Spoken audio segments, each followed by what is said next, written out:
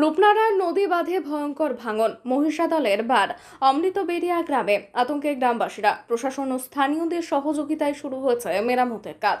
শুক্রবার রাতে প্রায় 100 মিটারের বেশি কংক্রিটের ঢালাই রাস্তা সহ রূপনারায়ণের নদী বাঁধ ধসে নদীগর্ভে চলে যায়। নদী ভাঙনকে কেন্দ্র করে উত্তেজনা ছড়ায় মহিষাদলের অমৃতবেড়িয়া গ্রাম পঞ্চায়েতে। নদী বাঁধের এই ভয়াবহ ভাঙনে রীতিমতো আতঙ্কিত হয়ে পড়ে গ্রামবাসীরা। ভাঙন মেরামতের চেষ্টায় গ্রামবাসীরা ঘটনাস্থলে কাজ করতে থাকেন। গ্রামবাসীরা মাটির বস্তা ফেলে মেরামত করতে থাকেন। যুদ্ধকালীন তৎপরতায় কাজ করছেন সেচ দপ্তর। 100 মিটার বাঁধ ভেঙে নদী গর্ভে চলে যায়, যার ফলে আতঙ্কিত হয়ে পড়েছেন, এমনটাই জানান স্থানীয় বাসিন্দারা। রূপনারায়ণ নদী বাঁধ ভেঙে যাওয়ার পরে খবর দেওয়া হয় প্রশাসনিক আধিকারিকদের। ঘটনাস্থলে আসেন স্থানীয় প্রশাসনের আধিকারিকরা। তারপরেই দ্রুততার সঙ্গে প্রশাসন ও স্থানীয় বাসিন্দাদের সহযোগিতায় নদী বাঁধ মেরামতের কাজ শুরু হয়েছে। তবে এই ভাঙনে রাতের ঘুম ছুটেছে স্থানীয়দের। কি বলবেন আপনি চোখের সামনে এরকম পরিস্থিতি? আপনাদের কাছে একটাই অনুরোধ, যাতে এনারা সুস্থভাবে থাকতে পারে আর সুস্থভাবে একটু বেঁধে দিবেন, একটু সহযোগিতা করবেন আপনারা। না হলে এনারা বাঁচবে কি করে?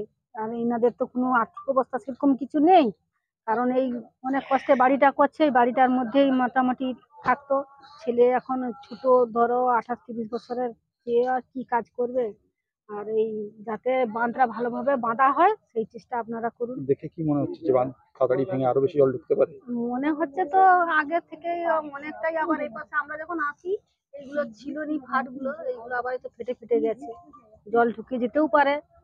নদীর মহিমা আমরাও কি কিছু বলতে পারবো? জলের শক্তি যা, আমরা কিছু করতে পারবো? আপনাদেরকে চেষ্টা করতে হবে যাতে নদী বাঁধটা যাতে ভালো করে বাঁধা হয়, যা এরা সুস্থভাবে যেন থাকতে পারে। এটাই আপনাদের কাছে অনুরোধ। আপনার নাম? আমার নাম নবনীতা সামন্ত। একটু ভয়াবহ ভাঙন সৃষ্টি হয়েছে।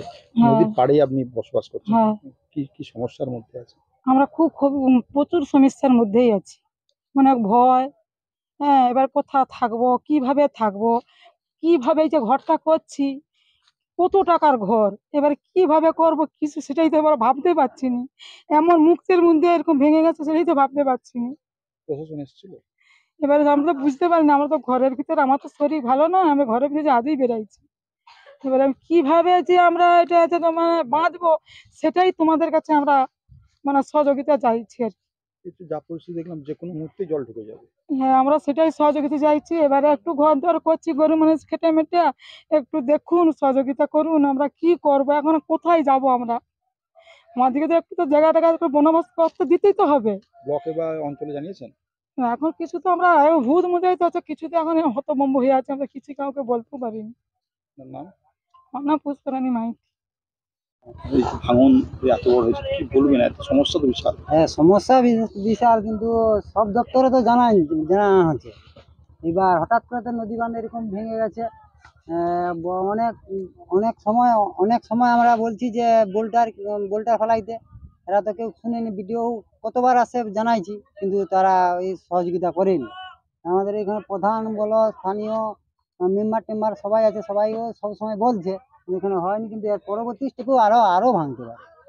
এই তো জল ঢুকার আশঙ্কা হয়ে গেছে। মানে তো এমনি এই নদী ধারে বাস করতে চিন্তা তো 12 মাস হ্যাঁ, ধরেই লেগে চিন্তা আছে। তো আমাদের সবসময় 12 মাসই আছে। কিন্তু এখন কি উপায় করবে তার? প্রশাসন আছে, বিডিও আছে, এসডিও আছে, তারা যা সিদ্ধান্ত চূড়ান্ত নেবে সেটাই। আপনার নাম? আমার নাম সঞ্জয় কুমার মান্না। বলছি যে অমৃতবাড়িয়ার এই জায়গাটা ভাঙন হয়েছে, বিশাল ক্ষতি হয়েছে এবং তার স্থানীয় রাজা সমস্যার মধ্যে পড়ছে। কি স্টেপ নিচ্ছেন আপনারা? হ্যাঁ, আমরা তো দেখলাম এটা হঠাৎ করে। এর আগে কয়েকদিন আগে ওই সামনে একটু এগিয়ে 500 মিটার দূরে সেখানে একটা পিচ, সেটা এক ধারে বসে গেছে। তারপর হঠাৎ শুনতে পেলাম রাত্রে 8টা 8:30টার দিকে হঠাৎ করে এই ঢালাইটা একদম বসে গেছে। তো এখন দেখতে পাচ্ছি যে ডিস্ট্রিক্ট থেকে আমাদের ইঞ্জিনিয়ার সাহেব এলেন, দেখলেন সেচ দপ্তরে দুজন ইঞ্জিনিয়ার সাহেব এলেন, দেখছেন এবং কাজও চলছে। বলছে ইমিডিয়েট এটা বল্লি পাইলিং করবে, এটা উঁচু করে, তারপর দিয়ে এটাকে বাঁধটাকে আপাতত মেরামত করছে। কাজও সঙ্গে সঙ্গেই শুরু করে দিয়েছে সেচ দপ্তর, গতকাল থেকেই কাজ চলছে। এবারে আমাদের মন্ত্রী, এই দপ্তরের মন্ত্রী সাহেবকেও বলা হয়েছে উনি আসবেন সোমবার নাগাদ। বিধায়ক সাহেবও আসবেন। বিধায়ক সাহেব এখানে কলকাতাতে বিধানসভাতে থাকার কারণে উনি উপস্থিত হতে পারছেন না, কিন্তু উনি এসেই এখানে আসবেন।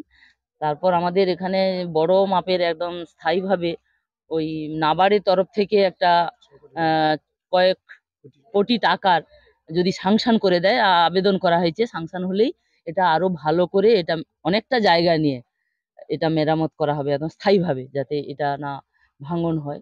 তো নদীর কখন কি ইচ্ছে, যখন খুশি যেখানে খুশি নদীর স্রোত যেদিকে যায় সেদিকে হচ্ছে, এভাবেই আমাদের কাজ হচ্ছে। এবং সরকার আমাদের পাশে আছেন। মুখ্যমন্ত্রী মমতা বন্দ্যোপাধ্যায়কে ধন্যবাদ জানাবো যে আমাদের সঙ্গে সঙ্গে আমাদের যখনই আমরা বিপদে পড়েছি নদী বাঁধ ভাঙন, সঙ্গে সঙ্গেই আমাদের এই দপ্তরের যা মন্ত্রী উনিও সঙ্গে আসেন এবং এসে আমাদের সঙ্গে এসেই পাশে কাজ সঙ্গে সঙ্গে কাজটা শুরু করে দেন। বলছি বহু বাড়ি রয়েছে এই এলাকায়, সেগুলোকে বাড়িতে হ্যাঁ, তাদের নিরাপত্তার জন্য তাদেরও যাতে এই যে রায়ত জায়গা তাদের মধ্যে পড়ে যাবে, তো তাদেরকেও আমাদের বলা হয়েছে বিএলআর দপ্তর থেকে মাপজোপ করে কতটা ওদের জায়গা, তাদের নিশ্চয়ই সেইভাবে আমাদের বিএলআর থেকে বিডিও থেকে আমরা একটা চিঠি করব হায়ার অথরিটিকে, সেখান থেকে ওদের কি করা যায় সেখান থেকে নিশ্চয়ই ব্যবস্থা করে দেবেন ওদেরও। বলছি স্থানীয়দের দিকে এখন কোথাও স্থানান্তরিত করা হচ্ছে? না, সেরকম বিপজ্জনক নেই বললো। বলছে আমরা যা দেখলাম, ইঞ্জিনিয়ার সাহেব বললেন যে যে এটা নদীর চর থেকে এই যে জায়গাটা বসবাস করছে এটা অনেকটা উঁচু, তো এটা ভয়ের কোনো কারণ নেই, তো এখনই এদেরকে শিফটিং এর কোনো দরকার নেই, তাই বললো। বিরোধীরা যেটা বলছে যে কাটমানি খেয়ে খেয়ে সব শেষ হয়ে যাচ্ছে, তাই কংক্রিটে ঠিকঠাক করতে পারছে না, এটা বিরোধীদের বক্তব্য। দেখুন এটা প্রবাদ বিরোধীরা প্রতিম। এরা ওদের কথা ওরা বলবে, বিরোধী সবসময় বিরোধিতার কথাই বলবে, তো এই কথায় আমি গুরুত্ব দিতে চাইছি না। এখানে বিরোধী অঞ্চল সুতরাং তারা তো কিছু বলতে হয়, তাদেরকে তাদের কথা তো থাকবে, এছাড়া আমাদের সরকারের পক্ষে বলবে এরা বিরোধিতাই কথা বলবে। প্রতি বছর এলেই কিন্তু এই রূপনারায়ণ নদের যে ভাঙন দেখা যায়, এলাকার মানুষরা একটা চিন্তায় থাকে, আবারও একটা ভাঙন দেখা দিচ্ছে, কি কি কি মনে করছেন আপনারা? এর কারণ হচ্ছে যে এই যে বাঁধটা আছে আর পাশে মায়াচর আছে, মায়াচর চড়া পড়ে গেলেই বাইপাসটার দিকে গভীর হয়ে যায়, এবং এখন মায়াচর চড়া পড়ে যাওয়ার ফলে এইখানে জলটা ভাঙছে, যার ফলে এটা ক্রমশ হচ্ছে। আর এই যে রাস্তাটা আছে, এই রাস্তাটা পিচের রাস্তা হলে ভালো হতো, এটা যেহেতু কংক্রিটের রাস্তা হওয়ার ফলে এটা ভার জন্য কিন্তু ভার সহ্য করতে পারছে না। এমনি এইভাবে বেলতলাতে রাস্তা হয়েছিল, এই ভারের জন্য হয়েছে, এটাকে তুলে দিয়ে যদি ভিটামিন রাস্তা করা যায় তাহলে টিকতে পারে। আর এ প্রতি বছর ভাঙবে, তার কারণ মায়াচর হয় পাশে ভাঙবে, নাহলে মায়াচর ভাঙবে। তা মায়াচরকে সেভ করতে গেলে এ পাশে ভাবে হবে, এবং পলিটাকে সরাতে হবে, সরাতে পারছে না কিছু। এটা চলছে, মানুষরা আতঙ্কিত রয়েছে সেখানে, আমরা জানে, এখন নদীহারা যা বসবাস করে তারা জানে প্রতিবারই যে এরকম একটা ঘটনা ঘটতে পারে। আর ভাদ্র মাসের সাড়াসাড়ি কটাল বলে কৌশিক অমাবস্যাতে, ভাগ্য ভালো যে অমাবস্যার দিন হয়নি, অমাবস্যার দিন হলে অসুবিধা হতো, অমাবস্যা পরে আর কোনো ভয়ের কিছু নেই, আতঙ্কের কিছু নেই, এবং সারানো হয়ে যাবে আস্তে আস্তে করে। তবে আমার একটা প্রস্তাব যে এই কংক্রিট রোডটা তুলে দিয়ে যদি বিটুমিন রাস্তা না করা যায় এখানে, তাহলে কিন্তু আবারও ভাঙা হতে পারে। এটা বিটুমিন করে কংক্রিট করা যাবে না এই রাস্তার উপরে। প্রায় সময় এইরকম ভাঙন দেখা যায়, জানিয়েছেন সারাসারি কটালে এরকম হয়, উদ্যোগ সবাই জানে, আমরাও জানিয়েছি এবং তারাও জানে। তারাও আগে থেকে এখানে লোককে এই সময় রেখে দেয়, কন্ট্রাক্টরদের রেখে দেয়, কোনো কিছু হলে সঙ্গে সঙ্গে খবর দিয়ে এবং তৎকাল কাজ করতে বলে।